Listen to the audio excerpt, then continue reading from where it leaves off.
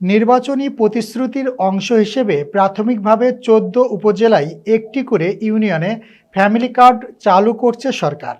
আর এই family card বিতরণ কর্মসূচি উদ্বোধন করতে আগামী ১০ মার্চ বগুড়ায় যাবেন প্রধানমন্ত্রী তারেক রহমান। নারীদের স্বাবলম্বী করতে প্রতি কার্ডে ২৫০০ টাকা দেওয়ার সিদ্ধান্ত নিয়েছে সরকার। এর আগে মঙ্গলবার সচিবালয়ে ফ্যামিলি কার্ড চালু করতে গঠিত কমিটির সভায় সভাপতিত্ব করেন প্রধানমন্ত্রী তারেক রহমান। এরপর প্রধানমন্ত্রীর অতিরিক্ত প্রেস সচিব আতিকুর রহমান রুমন বলেন, আগামী ১০ মার্চ প্রধানমন্ত্রী তারেক রহমান বগুড়ায় এই ফ্যামিলি কার্ড কর্মসূচির আনুষ্ঠানিক উদ্বোধন করবেন। সারা দেশের ১৪টি উপজেলায় প্রাথমিকভাবে এই কার্ড প্রদানের সিদ্ধান্ত হয়েছে।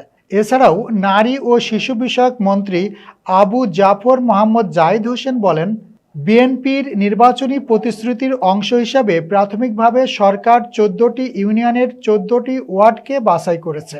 আগামী ১০ মার্চ এই কর্মসূচি পরীক্ষামূলকভাবে শুরু হবে। পরে প্রতিটি উপজেলাকে এই সুবিধার আওতায় নিয়ে আসা হবে। এই ফ্যামিলি কার্ড হবে সার্বজনীন।